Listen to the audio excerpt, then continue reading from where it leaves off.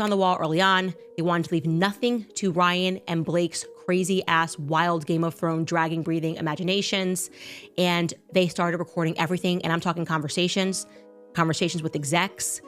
Everything is recorded. Okay, y'all need to get on this drama because Candance Owen has called out Ryan Reynolds, and she is accusing him of using his wife, Blake Lively, to not only take control of Justin Baldoni's It Ends With Us movie, but also to sabotage Baldoni's career. According to Candace, Ryan Reynolds was behind Baldoni getting dropped by his agency and even tried to get him blacklisted in the industry. But wait, it doesn't stop there, because Candace dropped a major bombshell claiming that Reynolds' insecurities linked to Baldoni's past work with his ex-wife Scarlett Johansson was the real reason he targeted him. I'm not gonna lie, it's starting to look like Justin Baldoni is the real victim in all of this. So for those who may not have clocked onto this tea, grab a seat and let me fill you in. Justin Baldoni's film studio, Wayfair Studio, secured the rights to adapt Colleen Hoover's best-selling novel It Ends With Us into a film. After months of negotiations, Sony Studios agreed to co-finance and distribute the movie. Blake Lively was cast to play the lead role of Lily Bloom, with Baldoni both directing the film and starring in it. It was reported that one of the reasons Blake Lively agreed to appear in the film was because she was promised an executive producer credit, a condition that Wayfair Studios accepted. However, the studio never asked Blake to contribute to the movie in any role beyond playing Lily Bloom and receiving the credit. Rumors of beef between Blake and Baldoni began circulating on social media when fans noticed that they had unfollowed each other and seemed to avoid one another during the movie's promotional events. During the It Ends With Us promotional tour, Blake faced significant backlash for her tone-deaf approach to promoting the film. She was criticized for focusing on marketing her beauty line during press interviews rather than directly addressing the film's important themes of DV.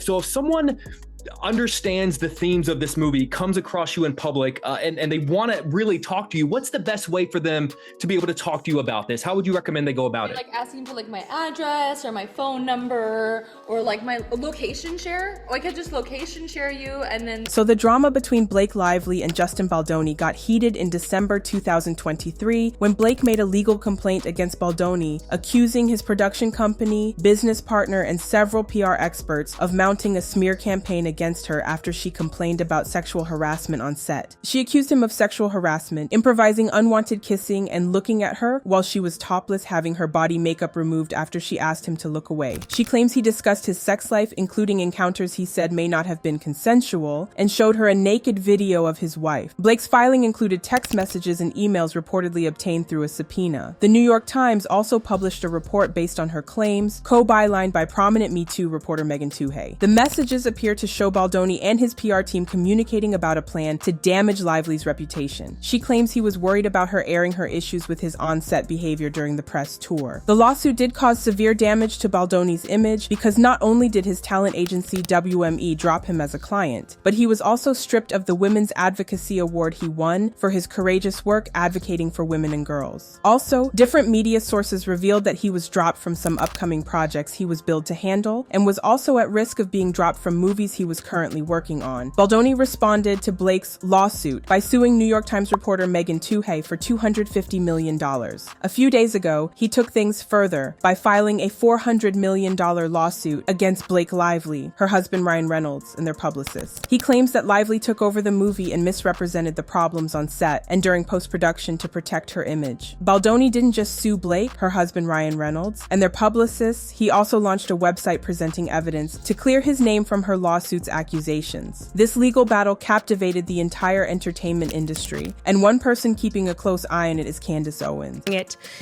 I did an interview actually this morning. It was with the Daily Telegraph, and she was asking me, what is it about this case that just really got you into it? And I was explaining to her, I don't like when defenseless people get bullied, because there's something about watching people that are defenseless just being abused that just lights a fire in my belly. It's like, pick on someone your own size. Ryan Reynolds, pick on me. I got it. Like I've got fight in me. And when I decide to pick up these battles, I have to see them through to the end. It becomes obsessive for me because especially when it's a man using the Me Too movement to get what he wants. wants like Ryan Reynolds, an insecure little baby. I cannot tolerate that. That drives me absolutely insane. Through her podcast, Candace has been closely following the case, and with her many industry connections, she quickly gathered more insider information. Just hours after Baldoni published his evidence online, Candace went after Blake and Ryan, accusing them of not only manipulating Justin into letting Blake take control of the film's production, but also attempting to sabotage his career. Candance Owen revealed that after the whole problem, Blake Lively caused Justin Baldoni on set. Ryan Reynolds was going around, meeting top executives in Hollywood, trying to get Justin Baldoni dropped by his agency and actively trying to get him blacklisted. Wayfarer was informed that Reynolds approached a senior executive at WME and expressed his deep disdain for Baldoni, going as far as to suggest that the agency is working with a sexual predator. Okay? Ryan, personally, and you can take this to the bank, I am telling you right now, this is a fact. This has been confirmed to me. He tried to get Justin Baldoni dropped from WME multiple times before they did, okay? So all of those articles that came out when Justin got dropped and they were denying that Ryan Reynolds had anything to do with it, those were PR teams that were working overtime behind the scenes, likely their PR team. Leslie Sloan, it's not true. No, this never, that is a fact. I said, I'm getting leaks right now that someone inside of WME confirmed that Ryan Reynolds was going around trying to get him dropped, okay? And he didn't get it done. They didn't do it until the lawsuit was filed. Then they immediately dropped him. Also, Candance claimed that the whole idea of Blake Lively and Ryan Leslie manipulating Justin to control the production of the movie was all planned by Ryan Reynolds. She revealed that Ryan had some sort of beef with Justin Baldoni and his Wayfarer Studios for giving his ex-wife Scarlett Johansson her directorial debut. So when Wayfarer Studios approached Blake Lively to play the lead cast Lily Bloom, he took it upon himself to use Blake Lively to get revenge on the studio. Justin Baldoni's decision to allow Ryan Reynolds on set showed his respect for him and his willingness to accommodate Blake Lively to ensure the movie stayed on schedule. However, his goodwill was ultimately used against him. Fortunately for Justin, someone advised him to record everything. As a result, many of Blake's claims in her lawsuit won't just be challenged, they will be countered with audio and video evidence. Well, because they were being crazy early on in 2023, somebody, and I don't know who the person was, okay? Somebody advised everyone to record everything. Somebody had a gut instinct and said, we need to record everything because they were already being accused of things that weren't true, right? Ryan and Blake are insane. They're saying things that didn't happen. She's saying like he said sexy on set. He's like, I said sexy on set because you've said sexy on set and this is how you discussed wardrobe with me, so I thought it was okay. And like they already can see which way the wind is blowing, okay? So I don't know who gave this advice. I mean, they said record everything. So this is the reason why she didn't think the scene was recorded, or she didn't think that it was on, like they were catching the audio, and they have it, okay? For those wondering why Justin Baldoni didn't simply drop Blake Lively when she started coming up with the lies, the answer lies in the film's financing. The movie was self-funded by Baldoni with a reported budget of $25 million.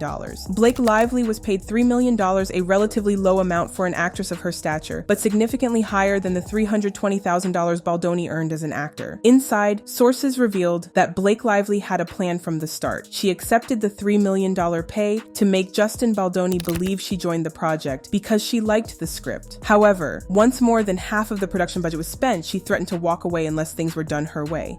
Using this leverage, Blake took control of the film's direction and brought Ryan Reynolds into both the production and post-production processes. It gets worse when you realize Blake Lively somehow convinced other casts to join her in threatening to boycott the promotion of the movie. If Justin Baldoni was present, she also had his photo taken out of the movie cover image. She hijacked his movie and tried to erase his works and contributions. Sony informs Wayfarer, the studio financing the premiere and most of the film, that Lively had demanded that Baldoni, Heath, and Wayfarer refrain from attending the New York premiere and threatened to cast-wide boycott if they do.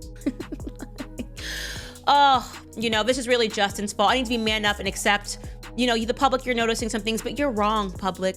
Basically, the command was gaslight the public while behind the scenes, we act awful. That was the command. That was the instruction. Candance Owen exposing Ryan Reynolds for using Blake Lively to get at Justin Baldoni had fans talking, and they left comments saying, I don't understand how you can treat someone so cruelly, hijack their movie, turn the cast against them, constantly lie and threaten them, banish them to the basement, accuse them of SH, sue them, and have the audacity to try to gag order. Justin deserves an apology apology and that $400 million. Can we just all take a moment to realize that he had evidence this whole time? What a calm guy. He let them walk straight into a net of lies of their own making. He's like a Zen guy, but this is next level. I bet he was hoping the whole time they would make the right choice. It's pure defensive gold. There was always something about Ryan Reynolds I didn't like, but I tried to like him so hard, BC, it seemed everyone was obsessed with this guy.